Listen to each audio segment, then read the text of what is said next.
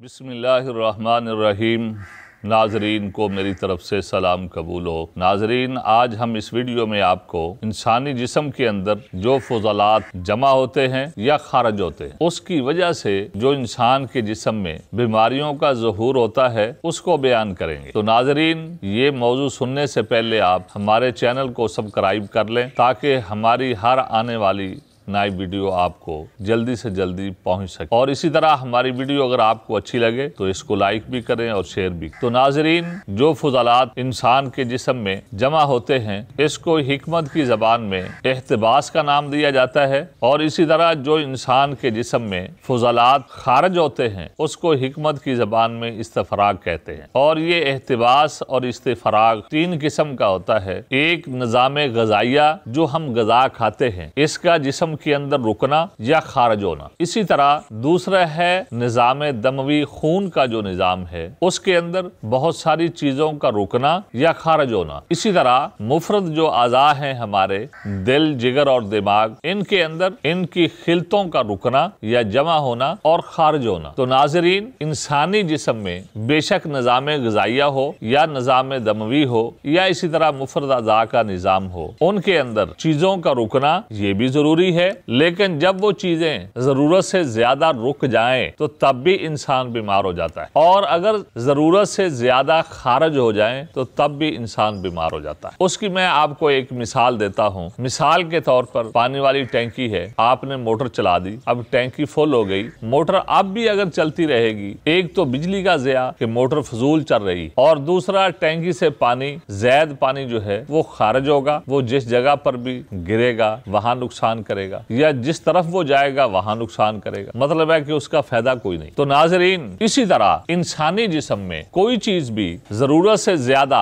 रुकी रहे या जमा रहे उसका भी नुकसान है इंसानी जिस्म को। जो आप अपने टेस्टों में देखते हैं कि जब टेस्ट करवाते हैं, टेस्ट में लिखा होता है जी इसका यूरिक एसिड बढ़ गया है, इसका जी कोलेस्ट्रॉल बढ़ गया है, इसका जी टीजी बढ़ गया है, इसकी फलां चीज बढ़ गई है, इसकी फलां चीज बढ़ गई है। डॉक्टरों के पास जाएं, वो बीसियों आपसे टेस्ट करवाते हैं, और इसी वजह से करवाते हैं कि इंसानी जिस्म में कौन सी चीज बढ़ गई है जिसकी वजह से इसको ये प्रॉब्लम है, और जो चीज बढ़ गई हो उसको वो निकालने की कोशिश करते हैं ताकि उसको निकाल दिया जाए और ये ठीक हो जाए। तो नाजरीन, ये मौजू बहुत अच्छे तरीके से समझने वाला है, और इसको हम इस वीडियो में तफसील से बयान नहीं करेंगे। सिर्फ आज आपको समझाने के लिए हम इतनी ही बात कर रहे हैं, और इससे अगली वीडियो के अंदर हम इसको बड़ी तफसील से समझाएंगे। आज सिर्फ आपको यही समझाने लगा हूं। अगर मिसाल के तौर पर निज़ाम ग़िज़ाइया में जो आपने ग़िज़ा खाई है वो ज्यादा देर रुकी रहे तो जाहिर है वहां पर ताफ़ुन पैदा होगा। जब ताफ़ुन पैदा होगा, ताफ़ुन के बाद फिर तबखीर, हवा पैदा होगी, जिससे किसी आदमी का सर दर्द होगा,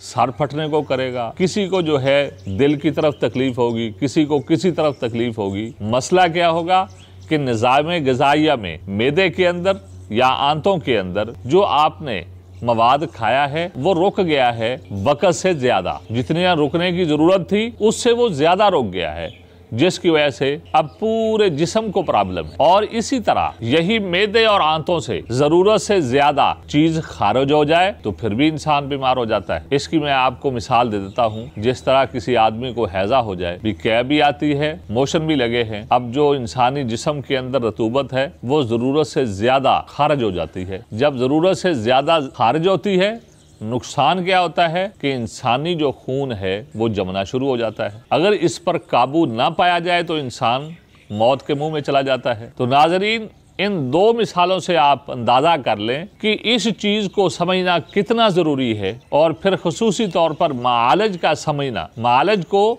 इस बात पर अबूर होना चाहिए कि जो मेरे पास मरीज आया है, इस मरीज को जो तकलीफ ये बता रहा है, क्या इंसानी जिस्म के अंदर कौन सी ऐसी चीज है जो ज्यादा देर से पड़ी हुई है और वो इसको नुकसान पहुंचा रही है, और उस रुकने की वजह से इसको ये तकलीफ है, या इसी तरह कोई चीज इसके जिस्म से ज्यादा खारिज हो रही है जिसकी वजह से इसको ये तकलीफ हो रही है। क्योंकि बहुत सारी बीमारियां इन दो चीजों के साथ ताल्लुक रखते। किसी वक्त इंसानी जिस्म कोई चीज रुक जाती है और रुक कर जो है वो इंसानी जिस्म को तकलीफ पहुंचाती है, और कोई चीज इंसानी जिस्म से जरूरत से ज्यादा खारिज हो जाती है जिसकी वजह से इंसान को बीमारी लग जाती है। अब इलाज इतना इसका आसान कि अगर कोई चीज ज्यादा देर से जिस्म में रुक गई है उसको जो है खारिज कर दो। अब खारिज करने के लिए 3 रास्ते हैं, उन तीनों रास्तों में से जिस रास्ते से मर्जी उसको खारिज कर दो। और अगर किसी चीज का ज्यादा इखराज हो गया है, वो ज्यादा खारिज हो गई है, अब उसको ऐसी ग़िज़ा और दवा दें जिससे जो है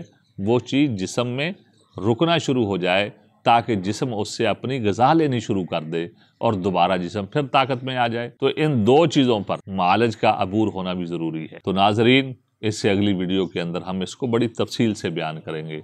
आज तक के लिए हमें इजाज़त दीजिए।